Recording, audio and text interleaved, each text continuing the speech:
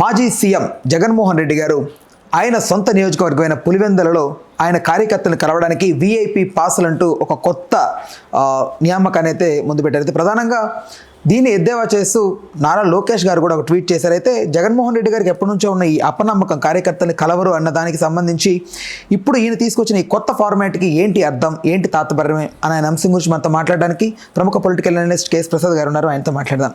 Sir నమస్తే. నమస్తే అండి. ఎప్పటి నుంచో ఆయనకు ఒక ఉంది సార్, అంటే కార్యకర్తలు సరిగ్గా కలవరని పట్టించుకోరని ఇలాంటివి ఉన్నాయి. బట్ ఈయన ఈ వీఐపీ పాసులు అంటూ ఆయన ఒకటి తీసుకురావడాన్ని చాలామంది ఎద్దేవా చేస్తున్నారు. ప్రధానంగా దాని యొక్క తాత్పర్యం ఏంటి? ఆయన కార్యకర్తలకి ఆయనకి వీఐపీ ట్రీట్మెంట్ ఇస్తున్నాడు వాళ్ళ పార్టీలో. ఎన్నాళ్ళు ఒక అపవాదం మోసాడు కదా, ఎవరిని కలవడనో లేకపోతే కార్యకర్తలను పట్టించుకోలేదు అన్న దగ్గర ఆ మొనాటమీని బ్రేక్ చేస్తూ కార్యకర్తలకి వీఐపీ ట్రీట్మెంట్ ఇస్తూ వీఐపీ పాసులు ఇచ్చి కలుస్తున్నాడు.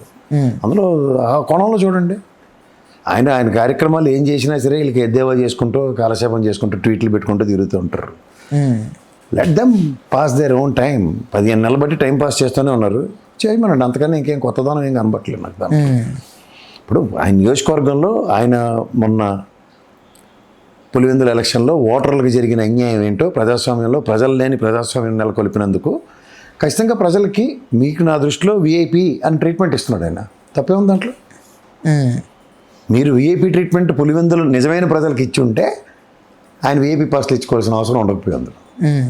ఎప్పుడైతే మీరు వీఐపీ ట్రీట్మెంట్ ఇవ్వకుండా నాన్ లోకల్తో లోకల్ ఓటర్లని జస్టిఫై చేసినప్పుడు లోకల్ ఓటర్స్ నాకు వీఐపీ అన్న ప్రాస్పెక్ట్లో ఆయన జస్టిఫై చేశాడు. అంతకని అందరికీ వర్తిస్తుంది అంటారా వీఐపీ అన్నది?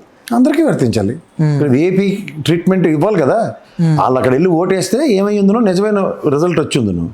పులివెందుల కాని వాళ్ళతో స్థానికేతలతో జరిగిన ఎలక్షన్లప్పుడు నా స్థానికులు నాకు వీఐపీలే అన్న కోణంలో ఆయన వీఐపీ పాసులు ఇస్తున్నాడు. తప్పే ఉంది దాంట్లో? అంటే ఆయన ఎజెండా అదే ఉండొచ్చు అనుకుంటున్నారా?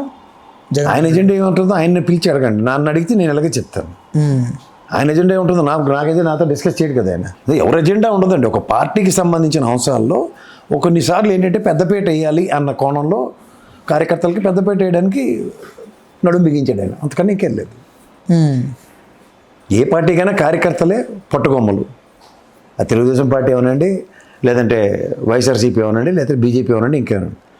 ఒక జనసేనకే అది ఇవాళ కార్యకర్తలు అక్కర్లేదు, మా నాయకులు నాకు అక్కర్లేదు, వాళ్ళ మీద తిరిగి నేను శిక్షలు వాళ్ళకే విధిస్తానన్న కోణం ఒక్కసారి జనసేన పార్టీలోనే చూస్తున్నాం. అది అంటే ప్రజలతో మనం మమేకమై వెళ్తున్నాం రాబోయే రోజుల్లోని జగన్మోహన్ రెడ్డి గారు పిలుపునందిస్తున్న ఈ క్రమంలో ప్రధానంగా ఒక పులివెందులని ఎందుకు ఆయన అంటే ఓడిపోయినందుకే ఇదంతా చేస్తున్నారంటారా? అంటే వాళ్ళని కొంచెం అక్కడ లోకల్ కార్యకర్తను సప్రెస్ చేయడానికి? అంటే ఓడిపోవడం అని కాదు, అక్కడ స్థానికేతరులు వచ్చి ఓట్లు వేసారు. అది మీకు తెలుసు, నాకు తెలుసు, చూసాం కూడా అందరం. సార్, స్థానికులకి ఇప్పుడు ఆయనకు వచ్చినప్పుడు ఆయన they need to treat them as a VIPs కదా. అదే చేస్తున్నాడు ఆయన. రాజశేఖర రెడ్డి గారి ఎలక్షన్ దగ్గర నుంచి చూస్తే మీరు ఒకసారి పులివెందుల ఆ టెరిటరీలో వచ్చిన మెజారిటీలతోనే రాజశేఖర రెడ్డి గారు ఎంపీ గెలిచారు. అది తెలిసిన విషయమే కదా అందరికీ. సో అలాంటి దగ్గర మనం ఓటు వేసామా లేదా అన్నది వెళ్ళి వాళ్ళకి చెప్పుకోవాలి కదా. ఎవరికి చెప్పుకోవాలి? ఆ నాయకుడికే చెప్పుకోవాలి. ఆ నాయకుడే జగన్మోహన్ రెడ్డి. వాళ్ళు వచ్చినప్పుడు మీరు నాకు మీ మనసు నాకు తెలుసు, మీరు ఏం చేశారో నాకు తెలుసు, మీరు తప్పు కాదు అన్న విషయంలో వాళ్ళకి వీఐపీ ట్రీట్మెంట్ ఇచ్చి చూపించాడు ఆయన. అలా ఎందుకు చూడలేదు మీరు? ఇప్పుడు ఓటమి తర్వాత కార్యకర్తలు కలవడానికి వస్తే ఓకే, నిజమే ఓడిపోయాం కాబట్టి మీరు అలా వచ్చి ఏం చేశారా ఓటేయకుండా, ఇది మన అడ్డ ఇలా చేశారేటని అడగడానికి ఛాన్స్ లేదు కదా. ఎందుకంటే రివర్స్ అయింది అక్కడ. ప్రజలు లేని, స్థానిక ప్రజలు లేని ప్రజాస్వామ్యాన్ని నెలకొల్పబడింది అక్కడ వ్యవస్థలతో. దానికి మనం ఏం చేస్తాం? ఆంధ్రప్రదేశ్ రాజకీయాల్లో టాక్ ఆఫ్ ది టౌన్ అంటే ఒకటి అమరావతి, లేకపోతే ఈ పులివెందులు అనేట్లుగా ఎస్టాబ్లిష్ అవుతూ ఉంది సార్. ఏం ఎస్టాబ్లిష్ అవ్వట్లేదు, టైం వేస్ట్ కార్యక్రమం నుండి ఏది జరగట్లేదు అని అర్థం. జడ్పీటీసీ వల్ల అక్కడ ప్రపంచం ఏం తెరబడిపోదని అర్థం. అలాగే అమరావతిలో తట్టడం మట్టి ఇట్లేదని అర్థం కూడా కృష్ణగిరి కనబడుతుంది. ఏముంది అది talk of the town most happening థింగ్స్లో మాట్లాడితే ఏం చెప్పాలా? రెండింటి దగ్గర ఏం జరగట్లేదు, దానివల్ల ఏం ఉపద్రవం లేదు, దీనివల్ల అంతకన్నా పరిగెట్టి ముందుకెళ్ళింది ఉదంతం లేదు. నీళ్ళు తోడుకోవడం, కంపలు కొట్టడం తప్ప. సో ఓవరాల్గా దీనికి ఏం ముడిపెట్టలేము సార్. ఒక పార్టీ నియమావళి ప్రకారం, నిబంధనల ప్రకారం how they are treating, how they are reciprocating, అది చాలా ఇంపార్టెంట్. అంతకన్నా ఇంకెళ్ళారు. అంటే ప్రధానంగా ఇప్పుడు పులివెందులకు సంబంధించిన కార్యకర్తలు ఎలా ముందుకెళ్ళబోతున్నారు? జగన్మోహన్ రెడ్డి గారి పిలుపు ఎలా ఉంటుంది అనుకుంటున్నారు? ఇంకేంది పిలుపు? ఇప్పుడు ఎలక్షన్స్ లేవు. నెక్స్ట్ వచ్చి స్థానిక సంస్థల ఎలక్షన్లు. స్థానిక సంస్థలు వచ్చినప్పుడు మొన్న వచ్చినట్టు జమ్మలమడుగు నుంచి పక్కనున్న నియోజకవర్గాల నుంచి వచ్చి ఓట్లు వేయడానికి అవకాశం ఉండదు కదా. జమ్మలమడుగులోనే ఎలక్షన్లు అవుతాయి, ఆ ఓట్లు వాళ్ళే వేసుకోవాలి అక్కడ. అలాంటి ఎలక్షన్ జరిగినప్పుడు ఎవరు ప్రతిభ పట్టవాలి ఏంటో ప్రజలు గుర్తించి చెప్తారు. అప్పటిదాకా ఓపిక పట్టడమే. సబబుగా జరుగుతాయని నమ్ముతున్నారా సార్? స్థానిక సంస్థల ఎన్నికలు? నేను ప్రజాస్వామ్యం మీద మీకు విలువలు ఉండి వ్యవస్థల మీద గౌరవం అంటే జరుగుతాయని అనుకోవాలి.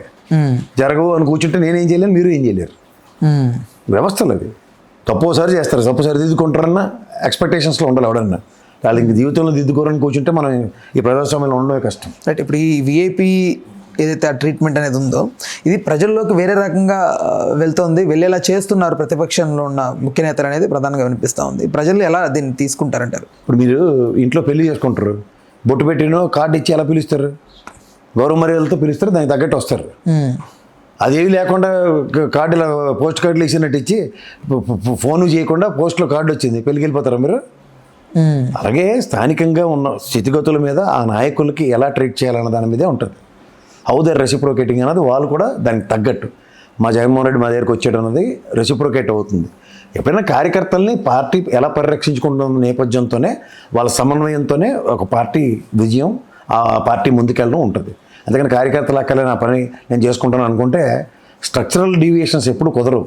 బేసిక్గా స్ట్రక్చర్ ఎప్పుడైతే ఎస్టాబ్లిష్ అవుతుందో పార్టీకి గ్రాస్ రూట్ లెవెల్లో బూత్ కమిటీలతోనూ వాటితోనూ అప్పుడు ఆటోమేటిక్గా ఎన్హాన్స్ అవుతుంది అదే పార్టీ అయినా. ఇప్పుడు ఇక్కడ ఒక పార్టీ యొక్క స్ట్రక్చర్ అన్న దగ్గర ఎక్కడైనా సొంత ఊరు ఇంట గెలిచి రచ్చగలమంటారు ఎవడైనా.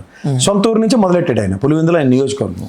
అక్కడికి వెళ్ళాడు, వాళ్ళ నాన్నగారికి నిన్న నివాళులు అర్పిస్తూ అక్కడ జరుగుతున్న దీంట్లో జెడ్పీటీసీ ఎలక్షన్స్ ఓడిపోయిన తర్వాత ప్రజలు తిరిగి వచ్చి సమాధానం చెప్తారు కదా, సార్ ఎందుకు ఎగ్జామ్ తప్పామని మీ నాన్న అడిగినప్పుడు ఏం చెప్తావు?